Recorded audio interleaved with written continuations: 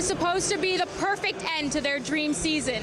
Instead, it turned into their worst nightmare, with the Carleton Ravens falling to the wildcard Acadia Axemen in the CIS semifinal action. This brought an end to their 5-year dynasty as champions. Now they're looking to go back to their place of nightmares to redeem themselves going into their next season. One of the key players that the Carleton Ravens will be relying on this season is Kingston native Stuart Turnbull. Stu, I was wondering if you can tell me a little bit about what it feels like to be going back to Scotiabank Place after that heartbreaking loss. It's good, you know. Over the summer I went away for a bit, and you think, oh, I'm going away, I won't think about it, but then every day you kind of relive a few moments, and in the backdrop is, you know, the Scotiabank Place. So, you know, it'll be fun. I look to redeem myself, because you kind of think of every crowd as separate and individual, although I'm sure they overlap. But then you think, oh, I want to show that crowd who comes to Scotiabank Place that, you know, we are better than, you know, what we show.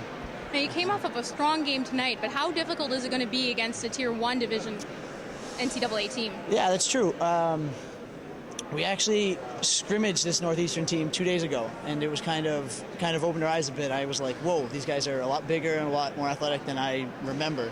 So then to get to play them twice, they're kind of a step up from what we practice against every day. So then, you know, playing Kansas will be one more step up, which will be good. You look forward to playing people who are better. So. Now, talking a little bit more about the Scotiabank Place, how difficult is it to shoot there as opposed to a regular CIS venue? Every time I go in, I'm like, you know, it's going to be easy to shoot. It's not going to be a big deal. It's nothing. And then, you know, you don't quite shoot as well. And I don't know if that's generally because we play big games there, and things don't quite go as well in big games all the time. But I don't know. I think it's pretty much the same.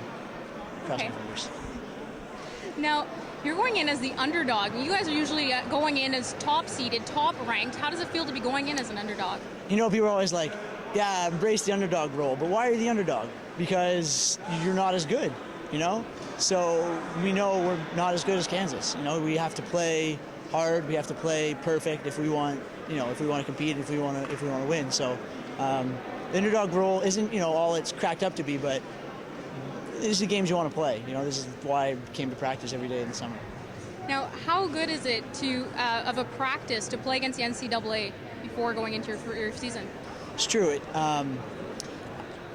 It really gives you something to focus on. I think if we didn't play these games, we would kind of float through the end of the summer, and there wouldn't be a lot of focus. Guys wouldn't be getting improving as much as, you know, they probably should. So this gives us a real focus. You know we have to play great now.